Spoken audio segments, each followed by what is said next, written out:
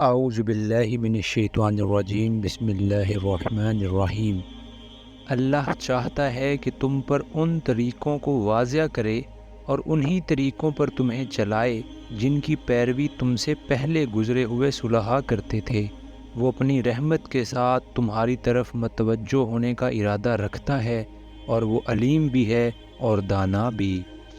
سورہ کے آغاز سے یہاں تک جو ہدایات دی گئی ہیں اور اس صورت کے نزول سے پہلے سورہ بقرہ میں مسائل تمدن و معاشرت کے متعلق جو ہدایات دی جا چکی تھیں، ان سب کی طرف بحیثیت مجموعی اشارہ کرتے ہوئے فرمایا رہا ہے کہ یہ معاشرت، اخلاق اور تمدن کے وہ قوانین ہیں جن پر قدیم ترین زمانے سے ہر دور کے انبیاء اور ان کے صالح پیرو عمل کرتے چلے آئے ہیں، اور یہ اللہ کی عنایت و مہربانی ہے کہ وہ تم کو جاہلیت کی حالت سے نکال کر صالحین کی طریقہ زندگی کی طرف تمہاری رہنمائی کر رہا ہے۔ ہاں، اللہ تو تم پر رحمت کے ساتھ توجہ کرنا چاہتا ہے، مگر جو لوگ خود اپنی خواہشات نفس کی پیروی کر رہے ہیں، وہ چاہتے ہیں کہ تم راہ راست سے ہٹ کر دور نکل جاؤ۔ اللہ تم پر سے پابندیوں کو ہلکا کرنا چاہتا ہے، کیونکہ انسان کمزور پیدا کیا گیا ہے۔ یہ اشارہ ہے منافقین اور قدامت پرست جہلاء اور نواحی مدینہ کے یہودیوں کی طرف۔ منافقین اور قدامت پرستوں کو تو وہ اصلاحات سخت ناگوار تھیں جو تمدن و معاشرت میں صدیوں کے جمے اور رچے ہوئے تعصبات اور رسم و رواج کے خلاف کی جا رہی تھیں۔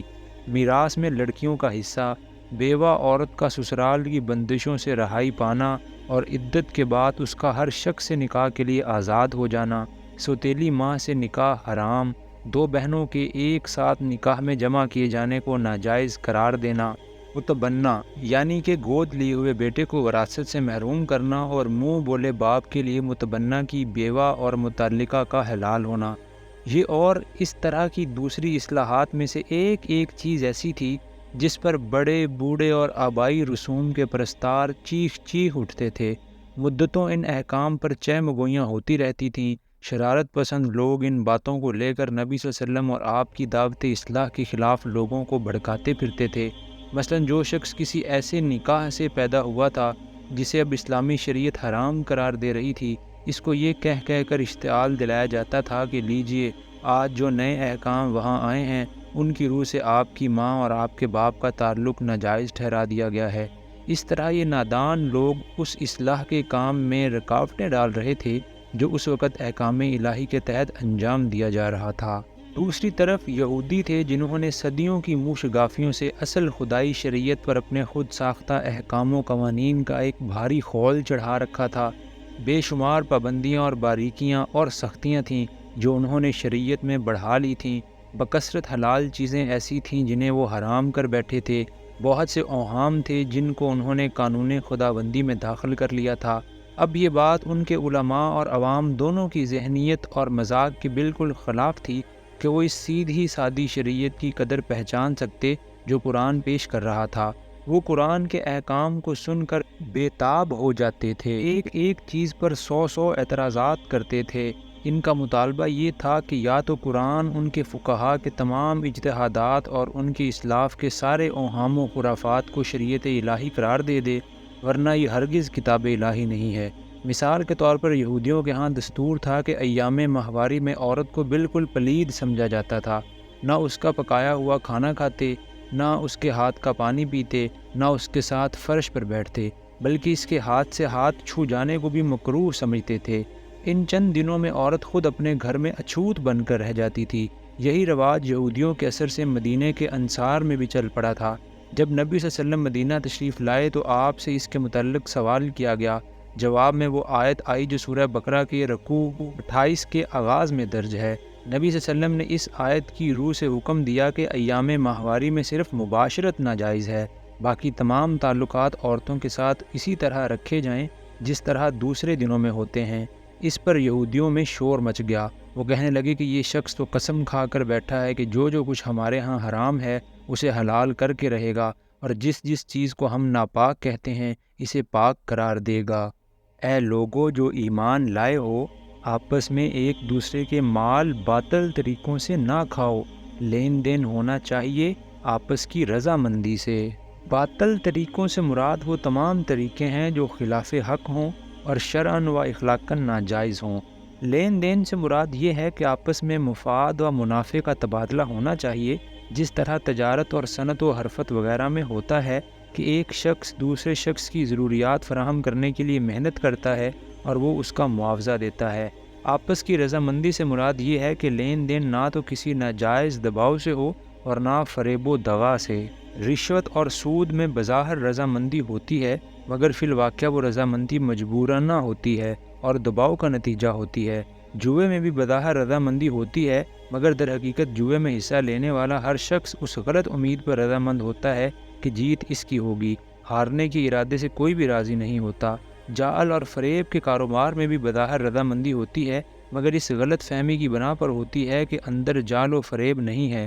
اگر فریق ثانی کو معلوم ہو کہ تم اس سے جعل یا فریب کر رہے ہو تو وہ ہرگز اس پر راضی نہ ہو۔ اور اپنے آپ کو قتل نہ کرو، یہ فقرہ پچھلے فقرے کا حصہ بھی ہو سکتا ہے اور خود ایک مستقل فقرہ بھی۔ اگر پچھلے فقرے کا حصہ سمجھا جائے تو اس کا مطلب یہ ہے کہ دوسروں کا مال ناجائز طور پر کھانا خود اپنے آپ کو ہلاکت میں ڈالنا ہے۔ دنیا میں اس سے نظام تمدن خراب ہوتا ہے اور اس کے برے نتائج سے حرام خور آدمی خود بھی نہیں بچ سکتا، اور آخرت میں اس کی بدولت آدمی سخت سزا کا موجب بن جاتا ہے۔ اور اگر اسے مستقل فقرہ سمجھا جائے تو اس کے دو معنی ہیں، ایک یہ کہ ایک دوسرے کو قتل نہ کرو، دوسرے یہ کہ خود کشی نہ کرو۔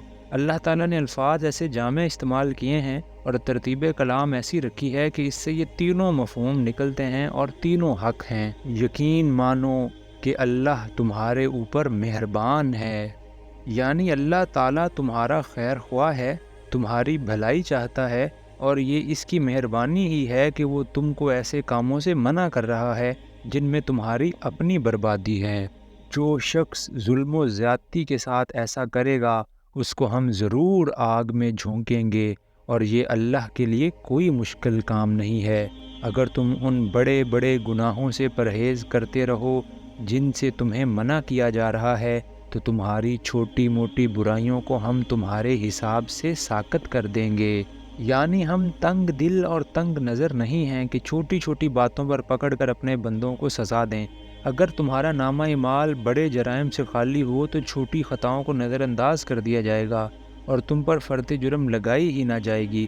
البتہ اگر بڑے جرائم کا ارتکاب کر کے آؤ گے تو پھر جو مقدمہ تم پر قائم کیا جائے گا اس میں چھوٹی خطائیں بھی گرفت میں آ جائیں گی۔ یہاں یہ سمجھ لینا چاہیے کہ بڑے گناہ اور چھوٹے گناہ میں اصولی فرق کیا ہے۔ جہاں تک میں نے قرآن اور سنت میں غور کیا ہے مجھے ایسا معلوم ہوتا ہے واللہ عالم کے تین چیزیں ہیں جو کسی فعل کو بڑا گناہ بناتی ہیں۔ نمبر ایک، کسی کی حق تلفی، خواہ وہ خدا ہو جس کا حق تلف کیا گیا ہے، یا والدین ہوں، یا دوسرے انسان، یا خود اپنا نفس۔ پھر جس کا حق جتنا زیادہ ہے اسی قدر اس کے حق کو تلف کرنا زیادہ بڑا گناہ ہے۔ اسی بنا پر گناہ کو ظلم بھی کہا جاتا ہے، اور اسی بنا پر شرک کو قرآن میں ظلم عظیم کہا گیا ہے۔ نمبر دو، اللہ سے بے خوفی اور اس کے مقابلے میں تکبر، جس کی بنا پر آدمی اللہ کے حکم کی پرواہ نہ کرے اور نافرمانی کے ارادے سے قصداً وہ کام کرے جس سے اللہ نے منع کیا ہے، اور عمدن ان کاموں کو نہ کرے جن کا اس نے حکم دیا ہے۔ یہ نافرمانی جس قدر زیادہ ڈھٹائی اور جسارت اور ناخدا ترسی کی کیفیت اپنے اندر لیے ہوئے ہوگی، اسی قدر گناہ بھی شدید ہوگا۔ اس معنی کے لحاظ سے گناہ کے لیے فسق اور موصیت کے الفاظ استعمال کیے گئے ہیں۔ اور نمبر تین، ان روابط کو توڑنا اور ان تعلقات کو بگاڑنا جن کے وصل و استحکام اور درستی پر انسانی زندگی کا امن منحصر ہے، خواہ یہ روابط بندے اور خدا کے درمیان ہوں یا بندے اور بندے کے درمیان۔ پھر جو رابطہ جتنا زیادہ اہم ہے اور جس کے کٹنے سے امن کو جتنا زیادہ نقصان پہنچتا ہے اور جس کے معاملے میں مامونیت کی جتنی زیادہ توقع کی جاتی ہے، اسی قدر اس کو توڑنے اور کاٹنے اور خراب کرنے کا گناہ زیادہ بڑا ہے۔ مثلا زنا اور اس کے مختلف مدارج پر غور کیجیے۔ یہ فعل فی النفس ہی نظام تمدن کو خراب کرنے والا ہے، اس لیے بجائے خود ایک بڑا گناہ ہے، مگر اس کی مختلف صورتیں ایک دوسرے سے گناہ میں شدید تر ہیں۔ شادی شدہ آدمی کا زنا کرنا بن بیاہی کی بنسبت زیادہ سخت گناہ ہے۔ منکوحہ عورت سے زنا کرنا غیر منکوحہ سے کرنے کی بنسبت کبیح تر ہے۔ ہمسایہ کے گھر والوں سے زنا کرنا غیر ہمسایہ سے کرنے کی بنسبت زیادہ برا ہے۔ محرمات مثلاً بہن یا بیٹی یا ماں سے زنا کرنا غیر عورتوں سے کرنے کی بنسبت زیادہ گناہ ہے، مسجد میں زنا کرنا کسی اور جگہ کرنے سے زیادہ بڑا ہے۔ ان مثالوں میں ایک ہی فعل کی مختلف صورتوں کے درمیان گناہ ہونے کی حیثیت سے مدارج کا فرق انہی وجوہ سے ہے جو اوپر بیان ہوئے ہیں۔ جہاں مامونیت کی توقع جس قدر زیادہ ہے، جہاں انسانی رابطہ جتنا زیادہ مستحق احترام ہے، اور جہاں اس رابطے کو قطع کرنا جس قدر زیادہ موجب فساد ہے، وہاں زنا کا ارتکاب اسی قدر زیادہ شدید گناہ ہے۔ اسی معنی کے لحاظ سے گناہ کے لیے فجور کی اصطلاح استعمال کی جاتی ہے۔ اور تم کو عزت کی جگہ داخل کریں گے، اور جو کچھ اللہ نے تم میں سے کسی کو دوسروں کے مقابلے میں زیادہ دیا ہے اس کی تمنا نہ کرو۔ جو کچھ مردوں نے کمایا ہے اسی کے مطابق ان کا حصہ ہے، اور جو کچھ عورتوں نے کمایا ہے اس کے مطابق ان کا حصہ ہے۔ ہاں، اللہ سے اس کے فضل کی دعا مانگتے رہو، یقیناً اللہ ہر چیز کا علم رکھتا ہے۔ اس آیت میں ایک بڑی اہم اخلاقی ہدایت دی گئی ہے جسے اگر ملحوظ رکھا جائے تو اجتماعی زندگی میں انسان کو بڑا امن نصیب ہو جائے۔ اللہ تعالیٰ نے تمام انسانوں کو یکساں نہیں بنایا ہے، بلکہ ان کے درمیان بے شمار حیثیتوں سے فرق رکھے ہیں۔ کوئی خوبصورت ہے اور کوئی بدصورت، کوئی خوش آواز ہے اور کوئی بد آواز، کوئی طاقتور ہے اور کوئی کمزور، کوئی سلیم الاعضاء ہے اور کوئی پیدائشی طور پر جسمانی نقص لے کر آیا ہے۔ کسی کو جسمانی اور ذہنی قوتوں میں سے کوئی قوت زیادہ دی ہے اور کسی کو کوئی دوسری قوت، کسی کو بہتر حالات میں پیدا کیا ہے اور کسی کو بدتر حالات میں، کسی کو زیادہ ذرائع دیے ہیں اور کسی کو کم۔ اسی فرق و امتیاز پر انسانی تمدن کی ساری گوناگونی قائم ہے، اور یہ عین متقاضی حکمت ہے۔ جہاں اس فرق کو اس کی فطری حدود سے بڑھا کر انسان اپنے مصنوعی امتیازات کا اس پر اضافہ کرتا ہے، وہاں ایک نوعیت کا فساد رونما ہوتا ہے، اور جہاں سرے سے اس فرق ہی کو مٹا دینے کے لیے فطرت سے جنگ کرنے کی کوشش کی جاتی ہے، وہاں ایک دوسری نوعیت کا فساد برپا ہوتا ہے۔ آدمی کی یہ ذہنیت کہ جسے کسی حیثیت سے اپنے مقابلے میں بڑا ہوا دیکھے بے چین ہو جائے، یہی اجتماعی زندگی میں رشک، حسد، رقابت، عداوت، مزاحمت اور کشاکش کی جڑ ہے، اور اس کا نتیجہ یہ ہوتا ہے کہ جو فضل اسے جائز طریقوں سے حاصل نہیں ہوتا اسے پھر وہ ناجائز تدبیروں سے حاصل کرنے پر اتر آتا ہے۔ اللہ تعالیٰ اس آیت میں اسی ذہنیت سے بچنے کی ہدایت فرما رہے ہیں۔ اس کے ارشاد کا مدعا یہ ہے کہ جو فضل اس نے دوسروں کو دیا ہو اس کی تمنا نہ کرو، البتہ اللہ سے فضل کی دعا کرو۔ وہ جس فضل کو اپنے علم و حکمت سے تمہارے لیے مناسب سمجھے گا عطا فرما دے گا۔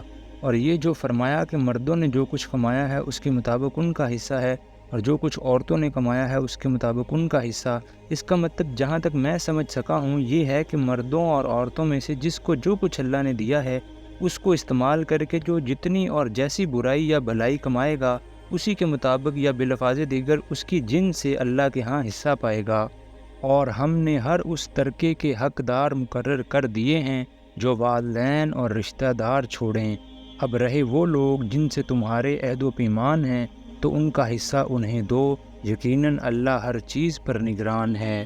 اہل عرب میں قاعدہ تھا کہ جن لوگوں کے درمیان دوستی اور بھائی چارے کے عہد و پیمان ہو جاتے تھے وہ ایک دوسرے کی میراث کے حقدار بن جاتے تھے۔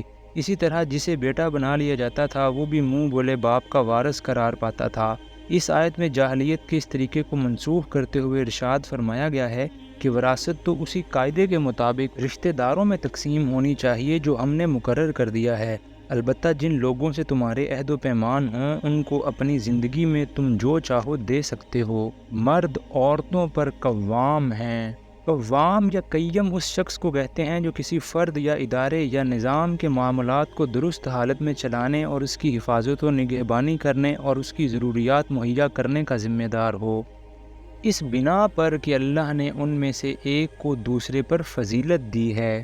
یہاں فضیلت بمعنی شرف اور کرامت اور عزت نہیں ہے جیسا کہ ایک عام اردو خواہ آدمی اس لفظ کا مطلب لے گا، بلکہ یہاں یہ لفظ اس معنی میں ہے کہ ان میں سے ایک صنف یعنی مرد کو اللہ تعالیٰ نے طبعاً بعد ایسی خصوصیات اور قوتیں عطا کی ہیں جو دوسری صنف یعنی عورت کو نہیں دی یا اس سے کم دی ہیں۔ اسی بنا پر خاندانی نظام میں مرد ہی قوام ہونے کی اہلیت رکھتا ہے، اور عورت فطرتاً ایسی بنائی گئی ہے کہ اسے خاندانی زندگی میں مرد کی حفاظت و خبر گیری کے تحت رہنا چاہیے، اور اس بنا پر کہ مرد اپنے مال خرچ کرتے ہیں، پس جو صالح عورتیں ہیں وہ اطاعت شیار ہوتی ہیں اور مردوں کے پیچھے اللہ کی حفاظت و نگرانی میں ان کے حقوق کی حفاظت کرتی ہیں۔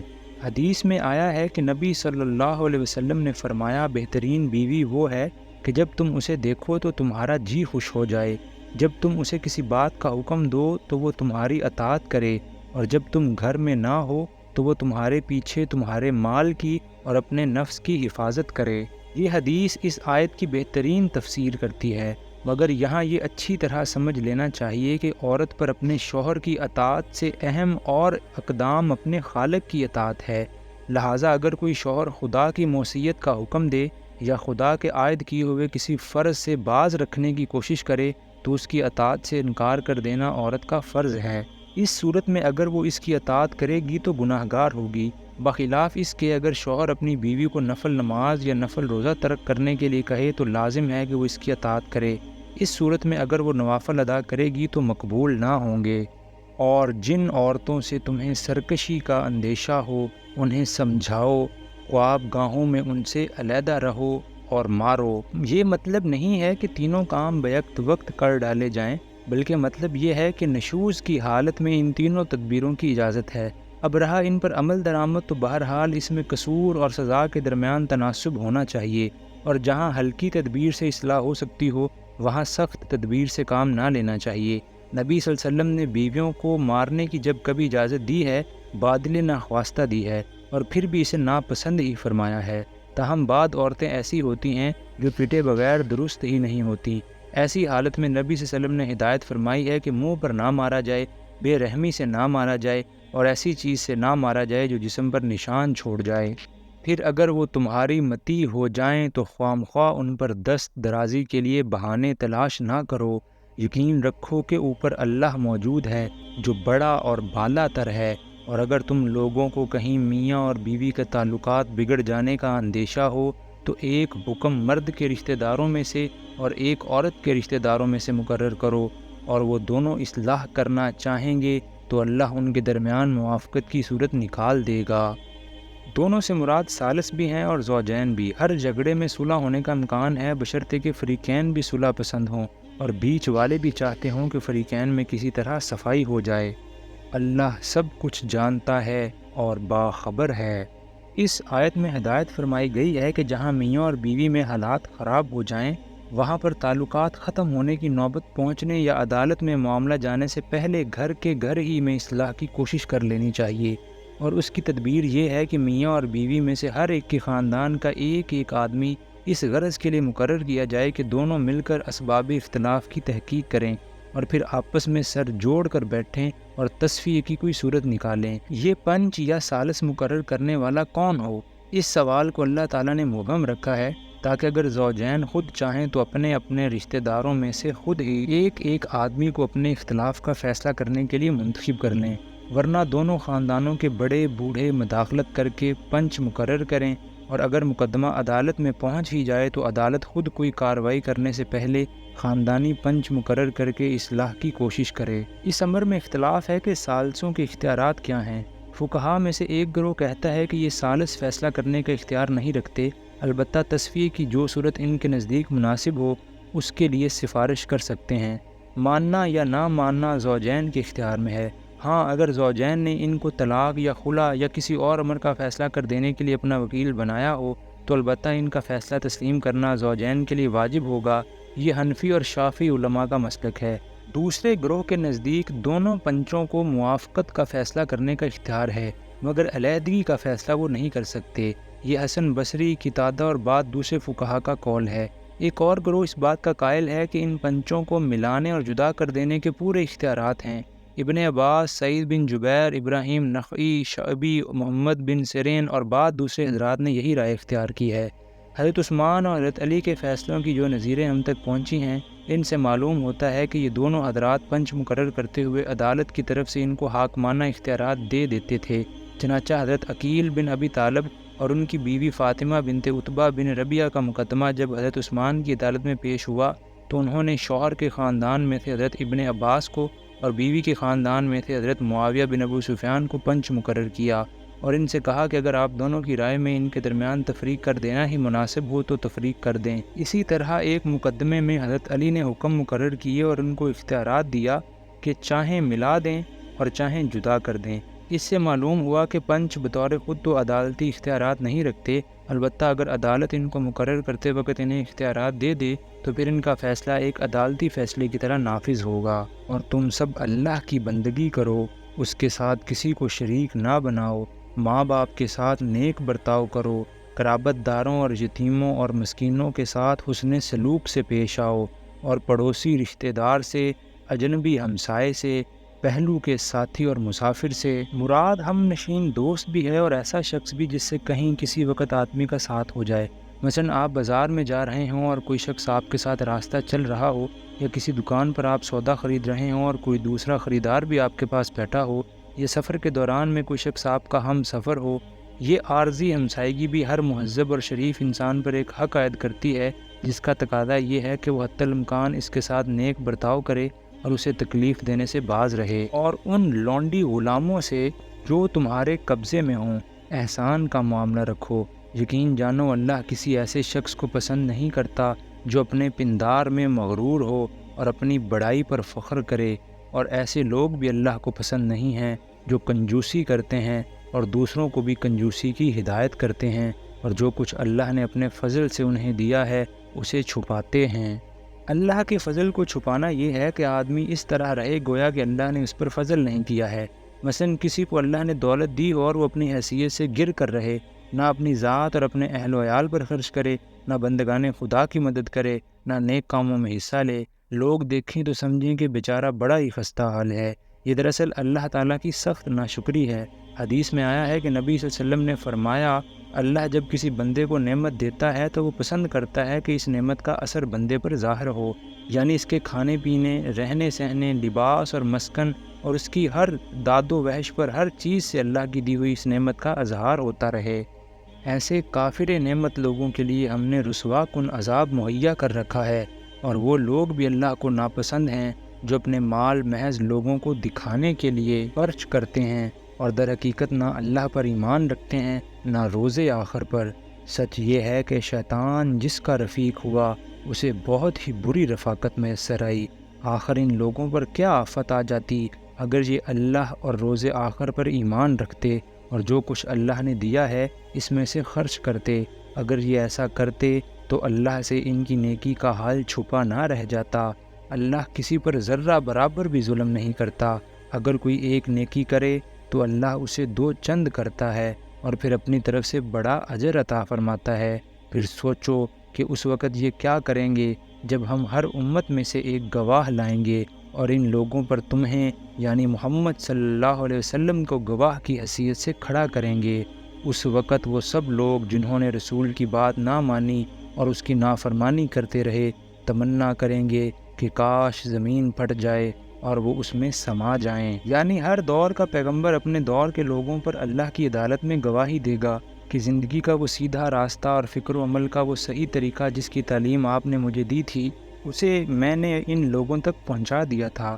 پھر یہی شہادت محمد صلی اللہ علیہ وسلم اپنے دور کے لوگوں پر بھی دیں گے، اور قرآن سے معلوم ہوتا ہے کہ آپ کا دور آپ کی بعثت کے وقت سے قیامت تک ہے، وہاں یہ اپنی کوئی بات اللہ سے نہ چھپا سکیں گے۔ صدق اللہ العظیم۔